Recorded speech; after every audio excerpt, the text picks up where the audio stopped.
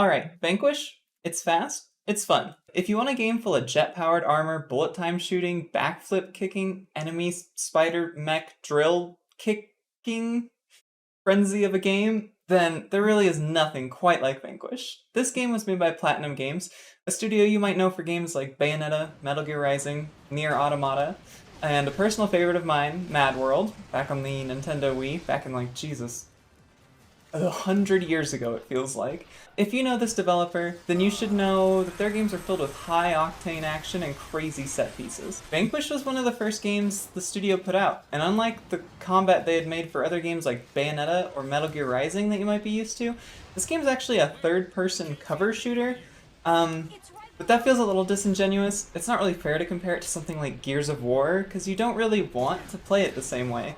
So let's get into one of my favorite games of all time, Vanquish. Alright, I'm going to very briefly go over the plot here, because while it is actually kind of a fun plot, it's a pretty minimal portion of what makes this game so good.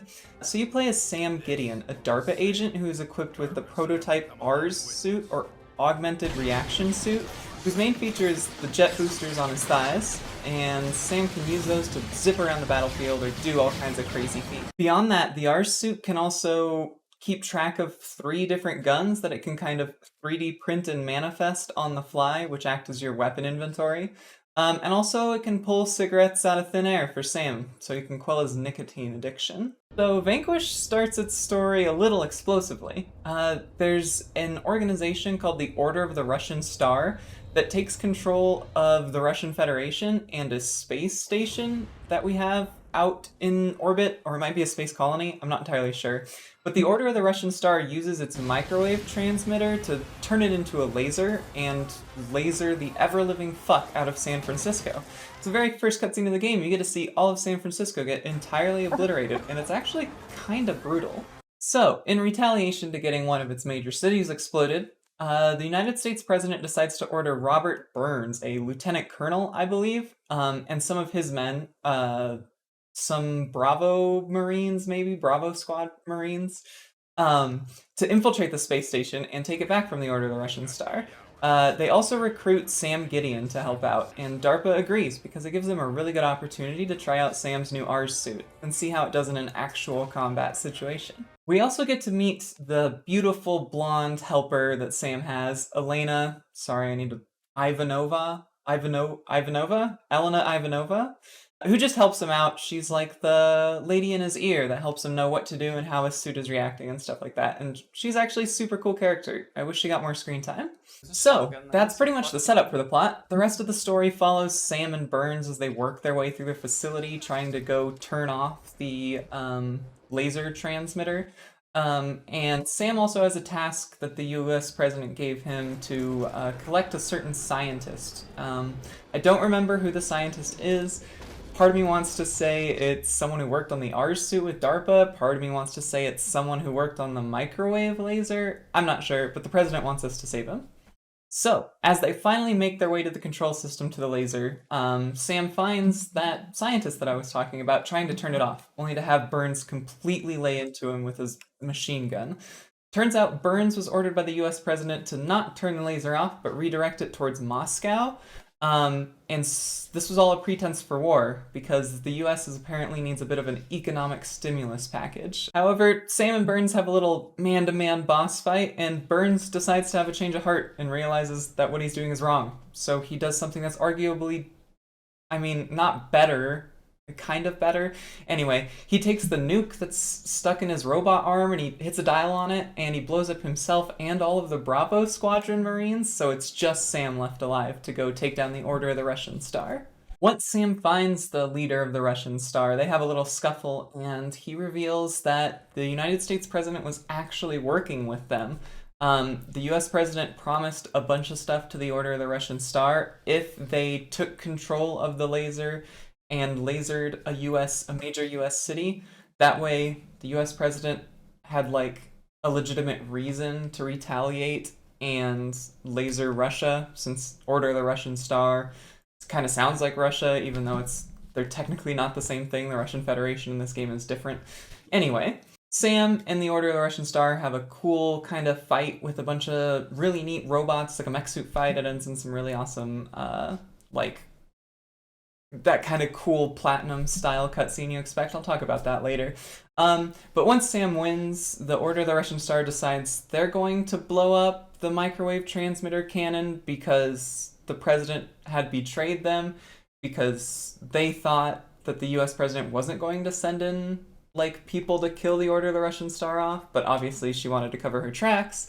So anyway, they blow up the cannon so nobody can use it. Sam barely makes it out alive into the loving arms of Elena Ivanova, and the US president kills herself because she knows that DARPA has a ton of evidence recorded from Sam's suit and the cameras that Elena was using to convict her of treason. So, there you have it. That's the whole plot of the game. So, the story's a little straightforward. Terrorists blow up a big city. Big Americans gotta retaliate. There's a little bit of betrayal in there because there's only like four fucking characters. So if we wanted to actually have plot, you kind of have to expect someone's gonna change sides at some point. It's not a bad story. One of my favorite parts about it is actually they try to build up this tension between Burns and Sam a lot, and so what ends up happening is like two super machismo guy. I don't know how to say that word. Two super masculine guys are trying to do like masculine one-liners at each other, and it's so goofy and it's so much fun. But I think what people talk about when they say that Vanquish is a really, really good game is that they're talking about the gameplay.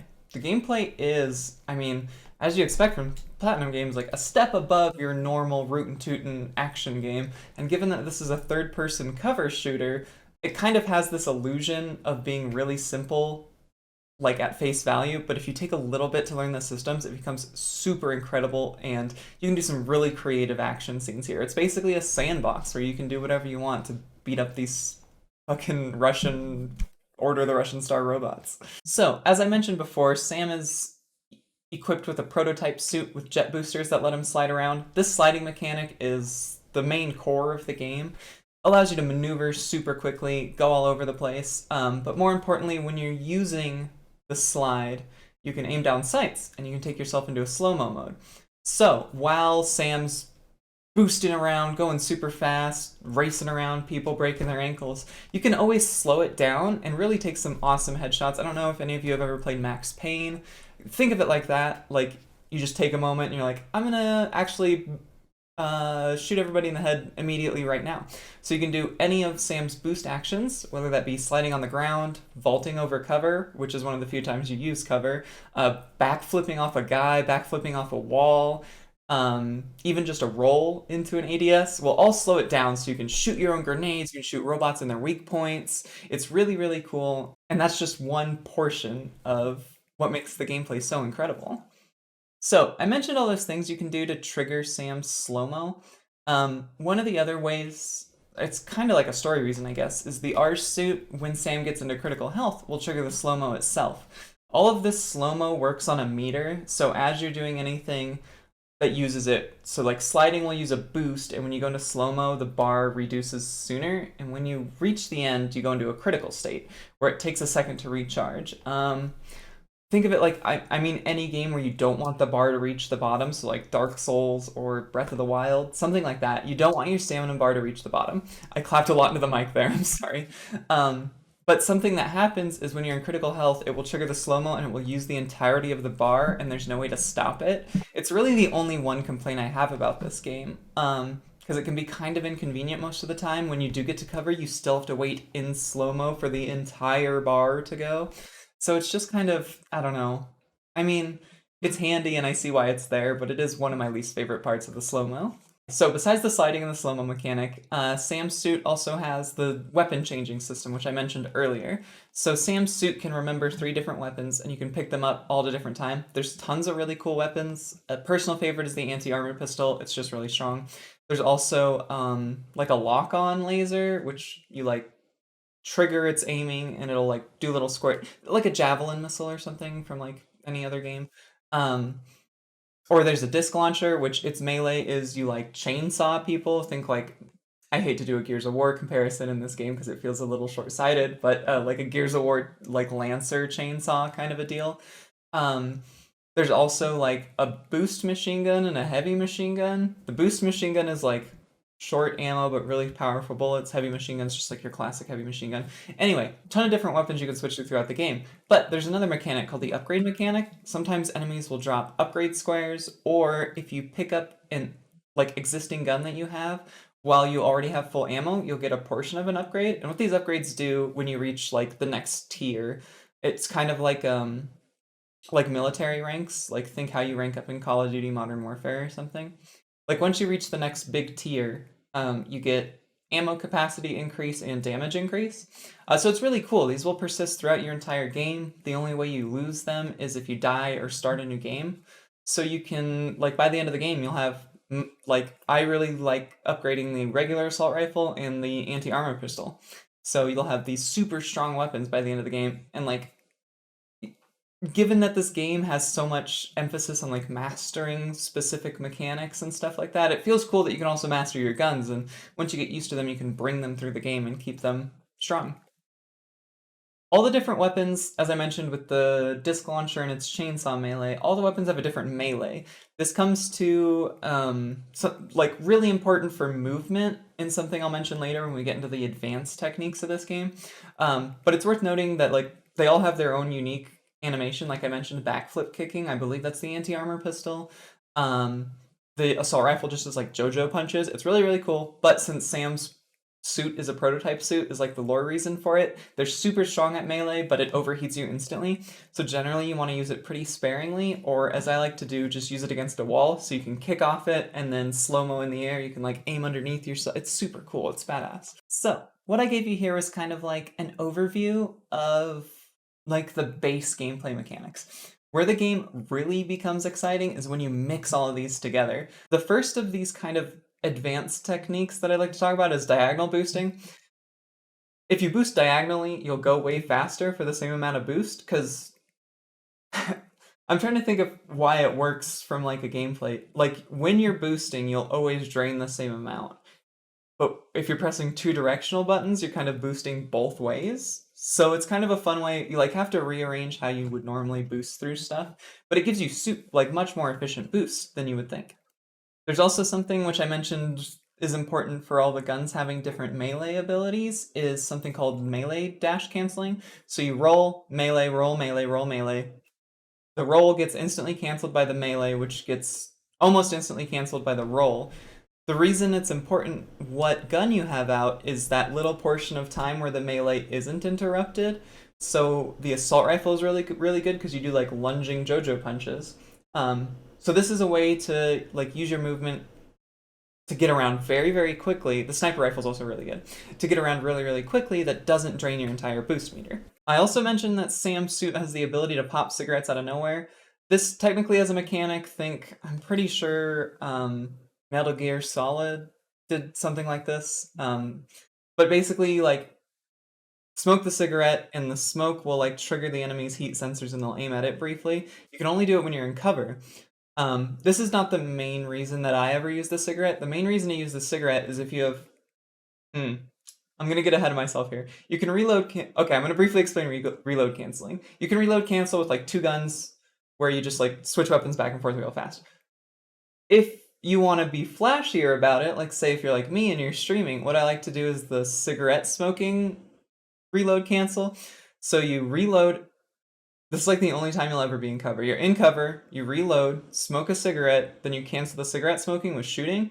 It all cancels each other and it's like instant reloading. It's really cool. And just another little mechanic thing you can master to give yourself a little bit of flair as you're popping a cigarette out of cover and immediately just annihilating robots again. So that's where the game really becomes magical, is when you chain all of Platinum's definitely intended like slow-mo boosting mechanics like that with these kind of neat advanced techniques that you really get to shine in your gameplay. One of my favorite things to do is like boost into a room, try to find the route with no enemies to get to the back side of the room, melee dash cancel while I still have boost so that by the time I get to the back wall, I've like got full boost again, boost off a wall, slow-mo pop the guys in the back. Sometimes there'll be bigger guys, use the AP pistol on them, chuck a grenade, roll slow-mo, blow it up. It's just a ton of things you can do for every encounter that makes it really, really fun. And I think that's why this game has always stuck with me. Like, I know a lot of people talk about like all of Platinum's other games, like Nier Automata, which I do love. I love the two Bayonetta games. Like I said, I love Mad World. These games are really, really good, but I think how Platinum really showed their chops here is putting their style into a third-person shooter game. It's super, super cool, and I highly recommend anyone try this game out if you even somewhat like either Platinum games or third-person shooters. And if you happen to like both of those, you're going to love this game. So, speaking of how this was a Platinum game, you have to expect a certain amount of style factor. And this is beyond just what the game allows the player to do. This game has all the action-packed cutscenes you would expect from a Platinum game. There's a section towards the end of the game where the Order of the Russian Star is blowing up this huge area that Sam's on, and you get to watch him use all of his suit's powers to his maximum. It's obviously in cutscene. It would be cooler if you could do it in-game, but like he'll backflip, use his thighs to boost into the air, and then back down to punch these two robots, and then he'll like use it to fly around, fly through this cool tube that's falling, and then he'll eventually land just barely grabbing onto the ledge of something, and he'll smoke a cigarette. It's one of my favorite cutscenes in video games ever. And that's just like it's the characters, it's the way the gameplay flows that even though you can't do that stuff, it still feels like something you like. If there were just a few more buttons on the keyboard, right? It feels like something you could do and would be really cool. And it really makes this game so magical and fun. One of my favorite QTEs in this game, which this game is full of QTEs. It came from an era where those QTE games were really, really big. Think stuff like Resident Evil 5, stuff like that. Alan Wake came out around that time too, and I've been playing that recently. So like, it does have a lot of QTEs. They're pretty simple, which is nice, and they are mostly just like for flashiness. Think like the predecessor or like the prototype. Get it? Because he's wearing a prototype suit. It's like the prototype for Metal Gear Rising's like QTE stuff. One of my favorite ones in the world is when you're battling you fight a recurring boss, which is like a mech that's on 2 legs. But if you shoot it down, it goes on to 4 legs. And there's this section where if you trigger a QTE while it's on 4 legs to finish it off, Sam will jump up in the air and then like spin really, really fast like a drill and drill straight through it. It's super cool, and exactly what it doesn't feel that far-fetched for this game, which I think is what makes it so amazing. So beyond that boss fight, the other boss fights are really cool too. You fight these Order of the Russian Star drone suits, and they have this QTE that will trigger where you do like full on like Dragon Ball Z style like punch dodging over and over, and it's super cool. There's a boss later on that's just like Pepsi Man, and if you manage to QTE his invisible slash, you'll uppercut him, and then when Sam jumps up there, you'll do like a double-handed head slam Pepsi Man into the ground. It's super fucking cool. And the game is short. It's not short, it's pretty short. Because it's like arcadey, it's meant for replays. So none of these QTEs, even though there's only a handful of each one, they never feel like they overstay their welcome, and they're always really cool when you see them. So yeah, that's pretty much Vanquish. I wanted to make a short little video on this game that I went through streaming in one of my showcase streams. It's honestly one of the flashiest, most stylish, most definitely one of the most campy games that I've ever had the privilege of playing. And it's not perfect. I mentioned some things in the video that I don't super like. There's only a handful of enemies, so by the end of the game, while the boss fight QTEs don't really drone on, the like enemies you're fighting don't really get that different, with one exception. There is kind of a, when Burns does his betrayal, you do get new enemies for like the last 2 missions of the game, which is actually kind of cool and paces it better. But this game has like a ton of respect for the player, I think. It tells you your systems, and then it lets you go wild. It doesn't really not let you do anything. If you think you can do it, if you think you can chuck a grenade and bounce off a wall, shoot a guy, and then shoot another guy to break his armor off, and then shoot the grenade while it's still falling to do a big explosion that wipes everything, you totally can. Like, that's one of the best things about it. This game isn't like, with the exception of the harder difficulties where you do kind of have to focus up, this game is a sandbox, a combat sandbox. It gives you a room, it gives you a bunch of enemies and says, here's some guns. You might have brought some guns from along the way. If not, here's a couple things you can use, a couple tools you can use, and go wild. and I think it's really cool. The problem is you can't play it like a traditional third-person cover shooter, which is what the game looks like, and which is why I feel like the game doesn't have as much. Like it's got a pretty dedicated fan base, but like and people generally like it. But I feel like it would have got bigger. But I feel like a lot of people just think it's a cover shooter and don't try to learn just a little bit more. So I highly implore you, if you play this game, just try to have fun with it. Try to mess around and do what seems fun. Don't play it from a cover to cover. I gotta shoot these two guys from behind cover and then these next two guys. Play it like an action game. Play it like a platinum game, and you'll really enjoy it. Um, it's one of the few games that I've ever 100%ed in my entire life. I think it's up there with like 4 games ever. And not only have I 100%ed it, unlike those other games, I still play this game. I still go back to it and play it.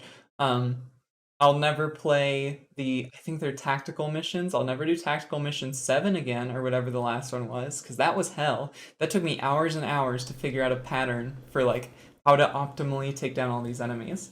Um, but like it's super fun. I remember when it released on PC, I played it on God Hard, played it all the way through. It was miserable. There was a glitch where if you played at higher frame rates, you would take like double damage. Typically when the games run at 30 FPS, and this is something that happens with like any frame rate based physics engine. It happened in Dark Souls 2 when it released on the PC.